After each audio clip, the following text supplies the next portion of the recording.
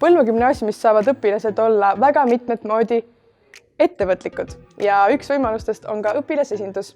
Õpilasesinduse töö hõlmab endas muidugi ka dokumentidega töötamist, aga hästi palju ka ürituste korraldamist.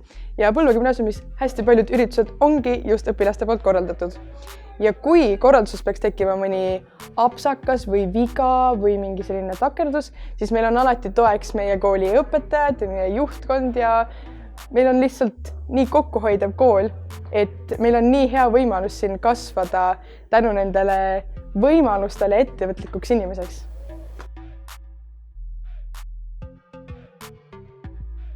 Meil on ettevõtlikkust toetavad valikkursused. Mina näiteks osalesin projektide kirjutamise kursusel, mis viis välja lõpuks selleni, et mul oli võimalus teha suur projektüritus, mis kaasas kogu kooli ja tegelikult ka meie valda.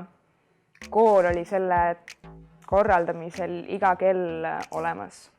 Aga see ei ole veel kõik. Lisaks kool toetab alati kooli välistel tegevustel, nii et kui ma tahan midagi ette võtta, midagi ära teha, siis kool on mul alati olemas.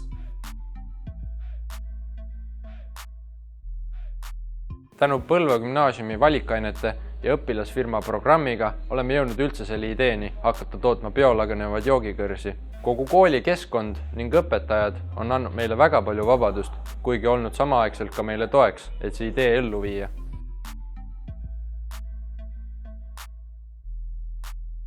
Meie siin Põlva gümnaasiumis arvame, et iga inimene võiks olla ettevõtlik. Samas igast ettevõtlikust inimesest ei peagi saama ju ettevõtjat.